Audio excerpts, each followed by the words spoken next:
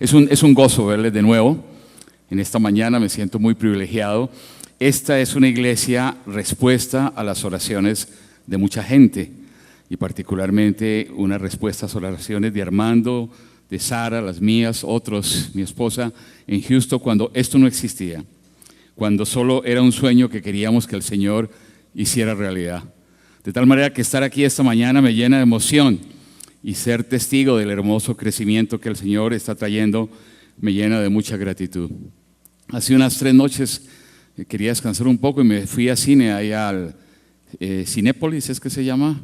En Andares. No les digo qué película vi porque no me parece que era una película de otro mundo, no era una mala película. Pero me llamó la atención que allí un padre hablaba de la importancia de cuidar a sus hijos.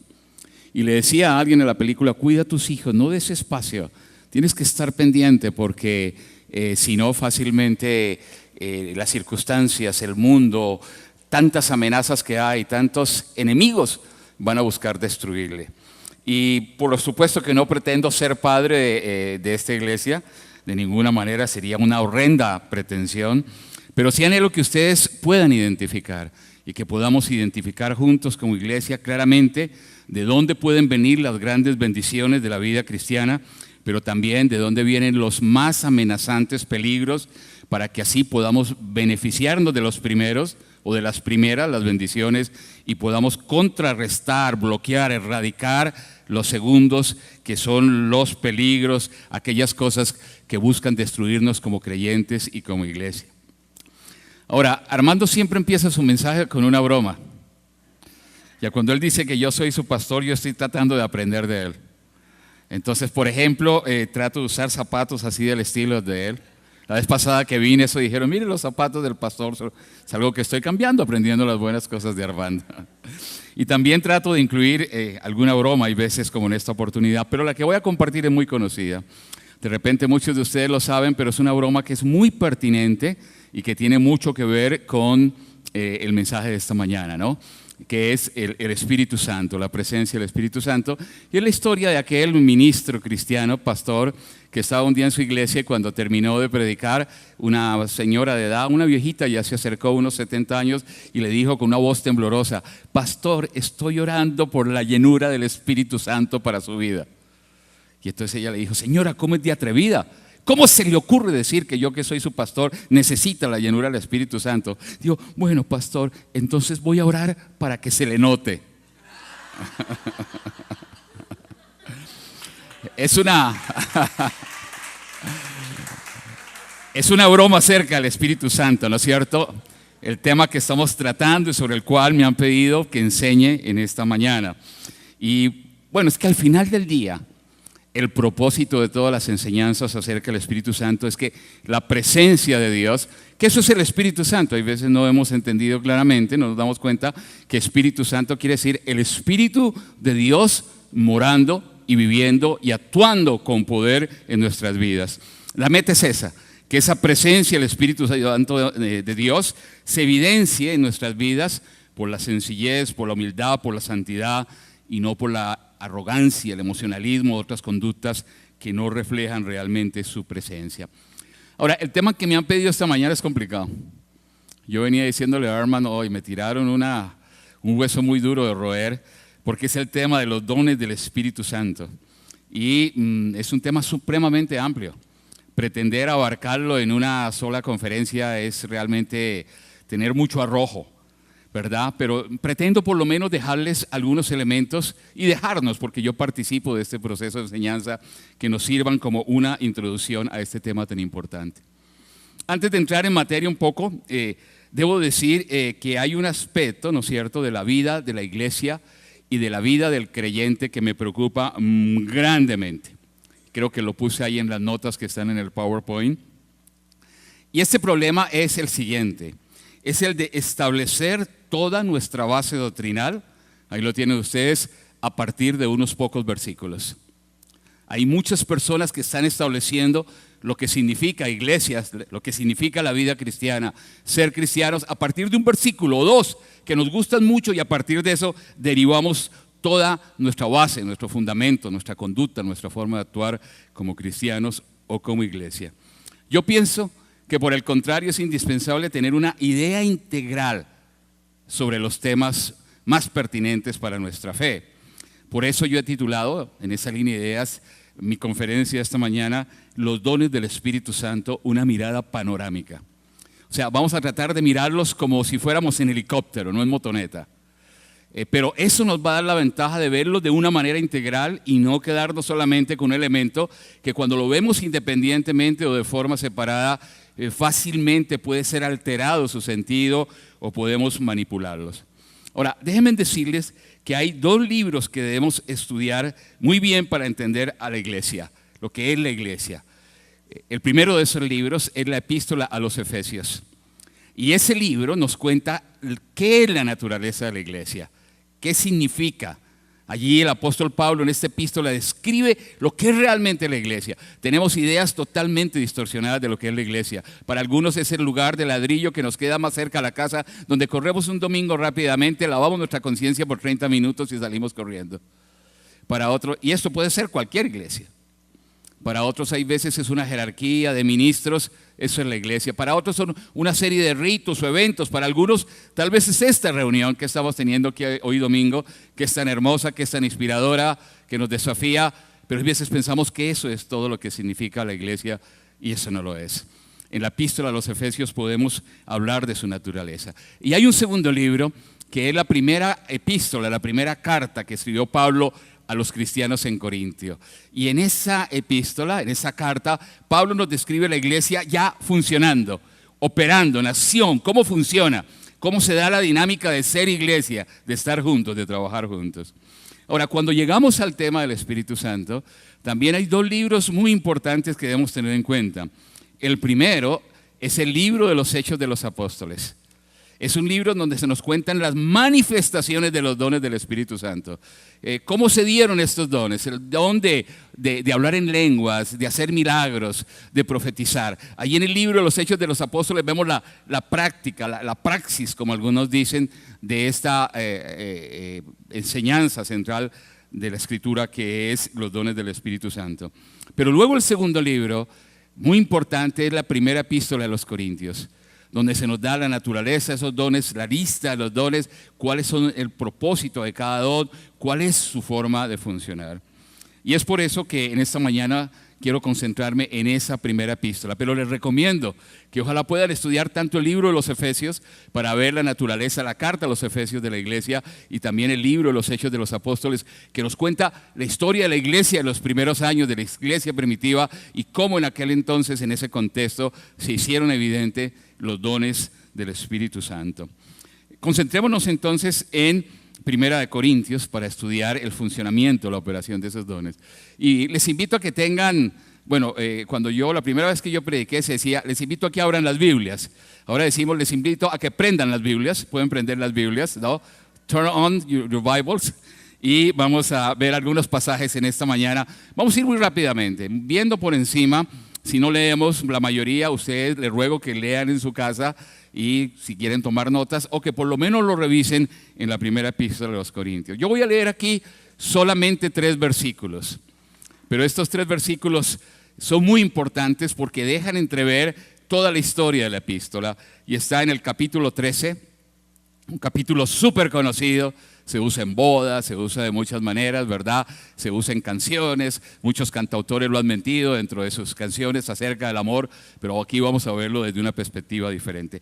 Primera de Corintios capítulo 13, versículo 1 al 3, dice así: si yo hablara lenguas humanas y angélicas y no tengo amor, vengo a ser como metal resonante o címbalo retumbante.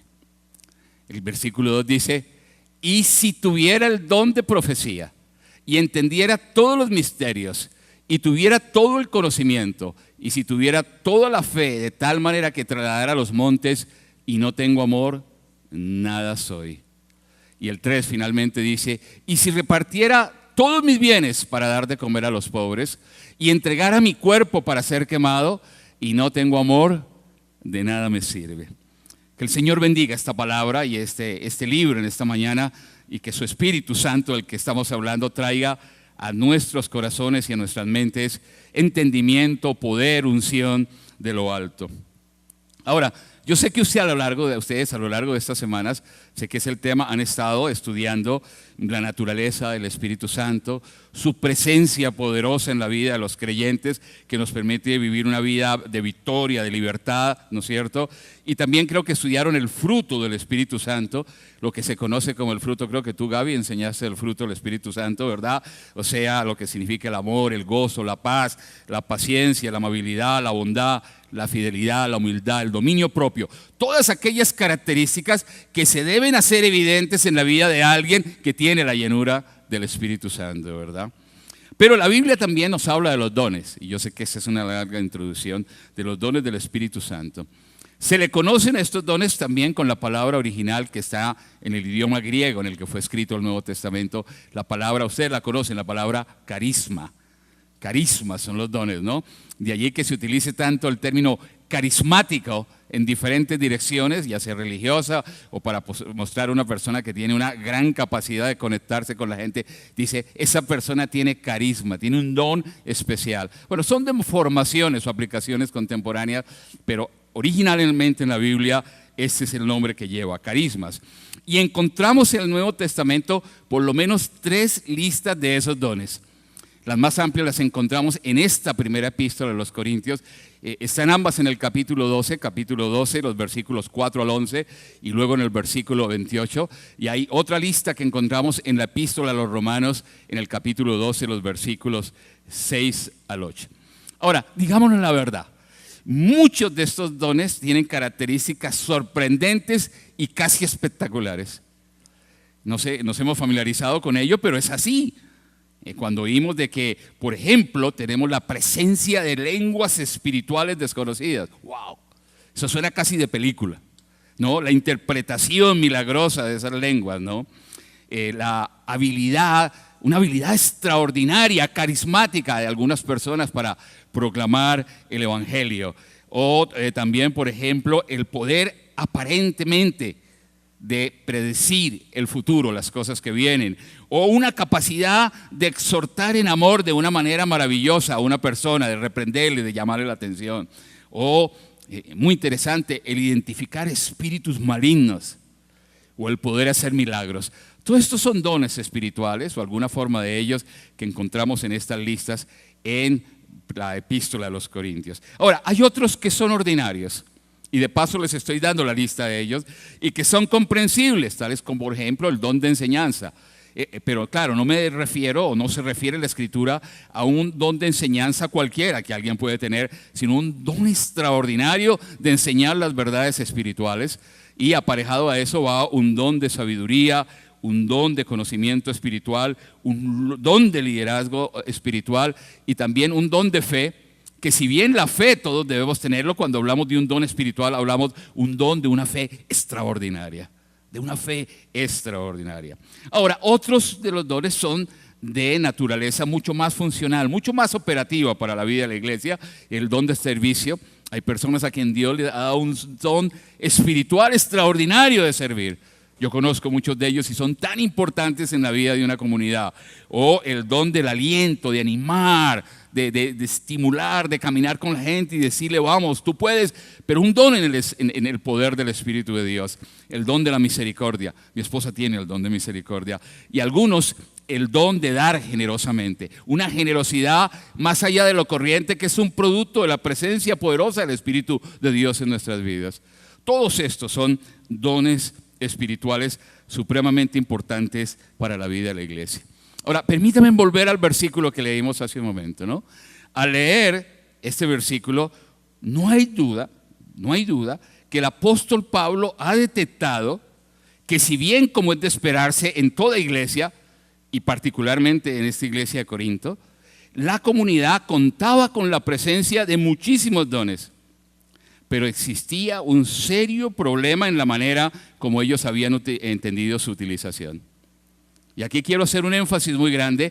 La iglesia de Corinto estaba lleno de dones espirituales. Habían profetas, habían lenguas, habían milagros, había sabiduría, había conocimiento, todo.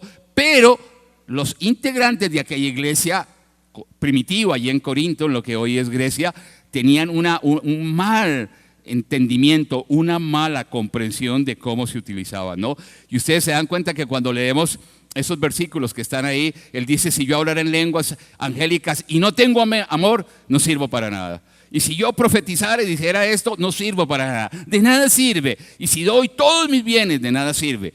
De alguna manera dejando entrever, hay gente allí que tiene dones espirituales, que está asumiendo que está en lo correcto, que es tremendamente bendecido por Dios, pero que sin embargo, en razón a algún tipo de conducta, de nada le sirve esos dones con que Dios le ha adornado su vida en su pura gracia.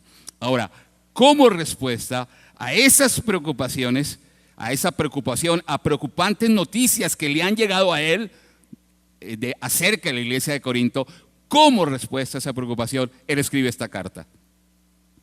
Y eso es algo muy importante que tengamos en cuenta. Toda esta primera epístola de los Corintios es la respuesta que Pablo le da al problema del manejo inadecuado de los dones espirituales en la iglesia de Corinto.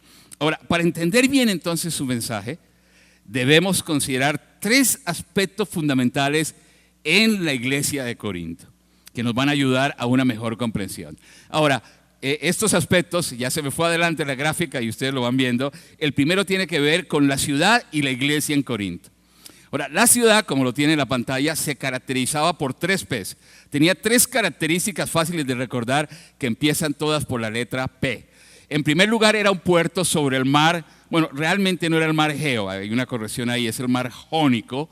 El Egeo está al otro lado de un pequeño istmo que se conoce como Corinto. Un istmo, si ustedes recuerdan su geografía, es un pedacito de tierra que une, muy pequeño, que une 2 elementos grandes, ¿no? Lo que es la península de los Balcanes, donde está Grecia, la vieja Yugoslavia, y hacia el sur la península del Peloponeso. Allí había una lengua muy pequeña de tierra, y ahí, en el extremo oriental, estaba la ciudad de Corinto. Y esto le daba las características de un puerto supremamente estratégico e importante en el mar Jonio. Del otro lado estaba el mar Egeo. Ahora, cuando yo les digo a ustedes un puerto, ¿qué viene a su mente? Mar, comercio. Yo recuerdo que cuando yo era un niño oí decir un dicho acerca de los marineros. Decía, un marinero tiene en cada puerto un amor. Tal vez no lo han oído ustedes, pero yo lo oí. Porque los puertos, ¿no es cierto? Acabo de estar hace unas semanas en la ciudad de Barcelona, una hermosa ciudad, un puerto sobre el Mediterráneo también en España, preciosa ciudad, pero una de las ciudades más corruptas, más promiscuas que hay en el mundo. Porque esta naturaleza de puerto, donde van tocando las diferentes naves, las embarcaciones, que se presta al comercio, se presta de manera muy especial para que se mezclen allí las 2 siguientes P. La prosperidad, Corinto era un gran centro de negocios, y la promiscuidad. Ahora, era muy próspero porque en aquella época navegar en el Mediterráneo era muy peligroso por las tormentas, por los piratas. Entonces aquellas embarcaciones que traían grandes cargamentos desde el oriente, desde Turquía y más allá, entraban a Corinto, pasaban esto a caravanas que lo llevaban al otro lado del istmo y de ahí les transportaban hacia la capital del imperio, que era Roma. Con lo cual se evitaban miles de kilómetros alrededor de la península y gran riesgo, y de esta manera tenían importantes ganancias comerciales. Esto hacía de Corinto un puerto de un dinamismo increíble. Tal vez sería como Hamburgo hoy en día en Alemania, o como el mismo Nueva York, en fin, como grandes puertos del mundo. Y allí había una gran promiscuidad, una increíble promiscuidad que se mezclaba con lo religioso. En lo alto de esta ciudad había un templo dedicado a la diosa Afrodita, la diosa del amor, ¿no? Y la diosa Afrodita, el culto que tenían lo realizaban miles de mujeres llamadas getarias. ¿Quiénes eran getarias? Prostitutas que ofrecían su cuerpo al mejor postor en una ciudad de ricos comerciantes y grandes oficiales del Imperio Romano. Y todo en un contexto, en un sincretismo, en una mezcla entre religión, adoración a los dioses e inmoralidad sexual. Esta es la ciudad a la que le está escribiendo esta carta Pablo.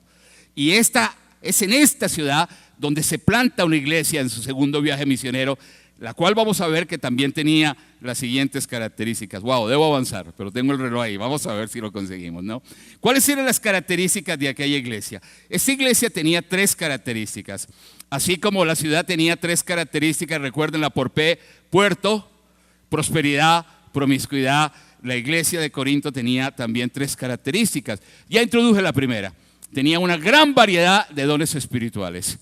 Y ahí ustedes tienen los pasajes correspondientes, ¿verdad? En el primer capítulo, versículos 4 al 7, Pablo les va a decir: reconozco que Dios les ha favorecido con muchísimos dones espirituales. Y luego los capítulos 12 y 14 en su totalidad los dedica por completo a hablar de esos dones espirituales. Primera característica. La segunda característica: era una iglesia en donde había una rampante inmoralidad. En otras palabras, ¿qué había ocurrido? La iglesia no había sido capaz de evangelizar al mundo, sino que el mundo había evangelizado a la iglesia. Y en lugar de que los valores de la iglesia se transmitieran a la sociedad de su entorno, era la sociedad en su entorno la que había transmitido los valores inmorales, corruptos, promiscuos a la realidad de la iglesia. El capítulo 1, del versículo 10 en adelante, hasta el capítulo 11 en realidad al final, antes de empezar la enseñanza sobre los dones, es el desarrollo de todos los problemas de inmoralidad que tenía Corinto. Creo que está en la siguiente gráfica que los puse allí. Si podemos pasar al siguiente. Casos de inmoralidad. Y había por lo menos 8 casos de inmoralidad flagrante en esta iglesia. No estoy hablando de la ciudad, en la iglesia. Había agudas divisiones entre el liderazgo, de tal manera que a Pablo le toca defender ampliamente su apostolado, su autoridad. Eso lo encontramos en los primeros 4 capítulos y en el capítulo 9. En segundo lugar, había incesto en la iglesia. Dentro de la iglesia había un hombre que tenía una segunda esposa, y su primer hijo había hecho a la esposa del padre, a la segunda esposa, su madre, ¿cómo se dice? Estoy con el inglés aquí, stepmom. La madrastra la había hecho su amante, y todos eran miembros de la congregación. Venían los domingos a levantar las manos, y Pablo dice: esto es una barbaridad, que estas relaciones de incesto, esta inmoralidad se esté dando en la comunidad. Habían litigios que eran llevados a la presencia de incrédulos. O sea, 2 hermanos de la iglesia se peleaban por un negocio, el uno lo demandaba al otro y lo llevaba ante la corte. Y Pablo dice: ¿qué está pasando? Unos u otros hermanos litigando y llevándose ante las autoridades paganas. Había tremenda inmoralidad sexual, habían problemas en el matrimonio y en el manejo de la soltería, había tremenda idolatría, había falta de modestia, y el último de estos eran abusos, borrachera, discriminación social en la cena del Señor. En otras palabras, el mundo de Corinto había infiltrado a la iglesia. La iglesia estaba infiltrada, pero era una iglesia que tenía grandes dones espirituales.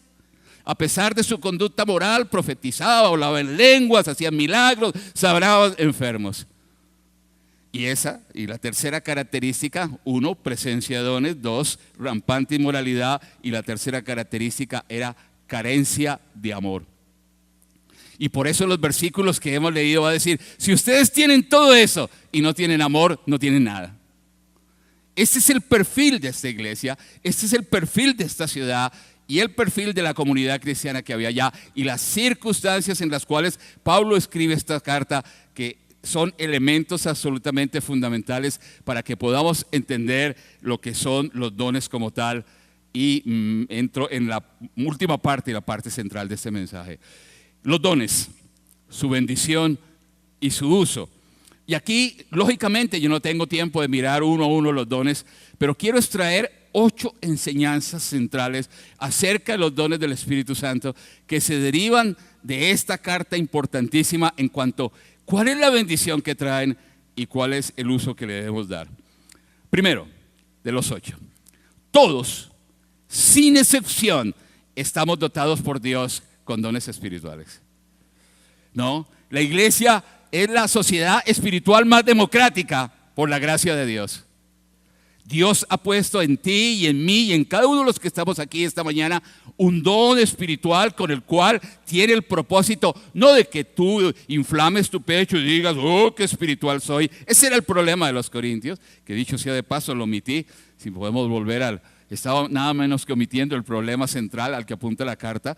Ahí está el problema de la iglesia: era que algunos se creían más espirituales porque tenían dones espirituales, aun cuando tenían una vida inmoral. Y entonces decían algo como esto: lo que haga moralmente ya no cuenta. Soy salvo y estoy dotado sobrenaturalmente por Dios. Y valgo más que quienes no tienen dones espectaculares como los que yo tengo. Eso puede sonar contemporáneo, ¿verdad? Bien, vamos entonces a los elementos de bendición y a su uso. Regreso a esos 8 elementos. Número 1, todos tenemos dones. Y quiero reafirmar esto. Es increíble cómo Dios ha construido su iglesia y cómo Dios ha puesto en cada uno una función a realizar. En esta carta a los Corintios, en el capítulo 12, hay una enseñanza maravillosa donde al hablar de los dones espirituales, Pablo lo equipara a algo que es el cuerpo humano. Y se conoce como la metáfora del cuerpo. Y dice que en la iglesia cada cual, como cada órgano en el cuerpo humano, tiene una función a realizar. Y entonces, ¿qué ocurre cuando tu dedo no funciona debidamente?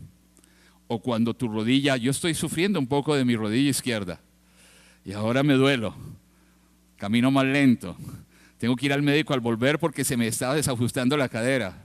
Entonces ya no puedo bailar como lo hacía en mis mejores tiempos. Cada uno tenemos un lugar y tal vez tú eres ojo de este cuerpo para mirar, o eres oído para oír, o tal vez tú eres brazo para abrazar, como los que me abrazaron esta mañana, o boca para predicar o para cantar, o manos para servir, o pies para caminar. Y el cuerpo solamente va a funcionar bien cuando cada uno de sus miembros descubra cuál es su función, la realice plenamente, con gozo, con alegría, sin preeminencia en ningún miembro, para que todo el cuerpo pueda moverse de una manera armónica. Por eso mi primer desafío, y yo sé que ustedes ya lo han hecho, es: encuentra en la gracia de Dios el don que Dios te ha puesto y ponlo al servicio de su iglesia, para que esta iglesia, la iglesia hermosa, siga moviéndose con ojos y oídos y brazos y pies y manos que sirvan como Dios quiere que sirvan. Me conmovió mucho, Armando, lo que hiciste hace un momento cuando reconociste a los voluntarios. Realmente sin ustedes no habría iglesia. Estoy convencido de eso en mi propia experiencia como pastor, porque ustedes son personas desarrollando esos dones que Dios nos ha entregado. Ahora, en segundo lugar, una segunda verdad muy importante es que la iglesia de esta manera está debidamente equipada para la tarea que tiene que realizar y también para la batalla que tiene que enfrentar. Ustedes imagínense esta iglesia operando en una ciudad como Corinto. Allí se necesitaba mucha sabiduría. Se necesitaba una capacidad de exhortación espiritual, de llamar la atención a los líderes. Se necesitaba discernir los espíritus de mal que se camuflaban y penetraban en la iglesia soterradamente para buscar destruirla. Todos estos son dones, son herramientas, son elementos a disposición de la iglesia para que pueda desarrollar convenientemente su tarea y pueda caminar en medio de la batalla, la conflagración espiritual en la que nos ha tocado vivir. En tercer lugar, muy importante, capítulo 12, versículo 11, si ustedes tienen sus Biblias prendidas lo pueden ver. El Señor reparte estos dones a quien quiere, cuando quiere y como quiere. Esto es enseñanza bíblica. Esto es doctrina apostólica. No es algo que yo simplemente se lo arrebato a Dios. No es algo que simplemente alguien tiene la capacidad de dármelo. Los da Dios cuando quiere, cómo quiere, dónde quiere. Es un actuar soberano de Él. He conocido gigantes de Dios, tanto en la historia como algunos con los que he compartido a lo largo de mi ministerio, que por ejemplo por años gimieron a Dios diciéndole: me gustaría hablar en lenguas. Y el Señor nunca les concedió esa gracia por alguna razón. Hay que recordar que Él da los dones en su soberanía, en su sabiduría perfecta y también como herramientas adecuadas para la tarea de la iglesia en las diferentes circunstancias. Hoy en día, por ejemplo, en el mundo musulmán hay muchos hombres y mujeres que están teniendo sueños y visiones. Hechos sobrenaturales que podemos asimilar a lo que estoy diciendo. Y hay veces yo mismo me pregunto: Señor, ¿y por qué a mí no me das un sueño y una visión? ¿O por qué a esta persona que se sueñe mañana esto y el día siguiente está aquí en la iglesia de primero después del sueño que ha tenido? Y por supuesto, que es en razón a circunstancias particulares, porque muchas veces proclamar el evangelio en ciertos medios es todo un gran desafío que lleva hasta el martirio y la persecución, mientras que nosotros tenemos en Guadalajara a la iglesia para que proclamen el poder del Espíritu Santo, la esperanza que tenemos en Cristo. ¿Me explico? Entonces el Señor va a hacer una mayordomía perfecta de estos dones de acuerdo a su perfecta sabiduría. Él es quien los da cuando quiere, a quien quiere y como quiere. En cuarto lugar, 9 minutos. Hacemos bien en anhelarlos. Dice el apóstol, anhelen los dones y aún anhelen los dones mejores. O sea que esta amiga mía a la que me referí, una mujer de Dios extraordinaria, una misionera, hacía bien diciendo, Señor, me encantaría hablar en lenguas. Señor, ¿cómo me gustaría profetizar? Cuando yo veo, por ejemplo, en mi iglesia las personas enfermas, que es casi una epidemia de cáncer en el área donde vivo, diría, Señor, dame el don de orar por los enfermos y que se sanen. Por supuesto que Él nos llama a que anhelemos los dones, pero va a decir especialmente el don de proclamar extraordinariamente la palabra, o lo que es el don de profecía, para edificación, para consolación y para exhortación del pueblo de Dios. Este es el propósito de la profecía bíblica. No es decirle a alguien, oye, me soñé, el Señor me dijo que Juanita se va a casar con Robertico. Sino que el propósito de la proclamación extraordinaria de la palabra en profecía es de 3 partes: la edificación de la iglesia, la consolación de la iglesia y la exhortación santa a los miembros de la iglesia. Eso está en el capítulo 12, versículos 31 y en el capítulo 14, versículo 3. Yo les animo de todo corazón a que estudien muy cuidadosamente los capítulos 12, 13 y 14. Les doy el desafío que al llegar a su casa lo lean detenidamente, cojan un papel al lado, su iPad y tomen nota lentamente de las enseñanzas que están allí y de la manera como Dios reguló de una manera sabia el ejercicio y el uso de estos dones tan extraordinarios con los cuales Dios quiere equipar a su iglesia para su tarea y para edificarle y para afirmarle en medio de las circunstancias. En quinto lugar, y es una afirmación de lo que acabo de decir, lo dice Pablo varias veces, son dados para la edificación de la iglesia y no para la vanagloria de ningún individuo. Repito, son dados para la edificación de la iglesia. ¿Saben para mí cuál es la evidencia de un verdadero en alguien? Es la manifestación de ese don en medio de una actitud humilde y sencilla, en medio de una actitud de acato y reconocimiento a las autoridades. No puedo tener parte con algunos que presumen tener dones y que demandan una independencia y una autonomía de no depender a nadie porque presumen tener teléfono rojo con el cielo. Una evidencia de un don espiritual genuino es esa humildad, esa sencillez, esa capacidad de subordinarse y vivir en orden, en armonía, en la vida de la iglesia y para beneficio de la iglesia. Por eso, en sexto lugar, deben ser usados con responsabilidad y santidad de acuerdo a las pautas bíblicas. Y ustedes tienen allí los pasajes.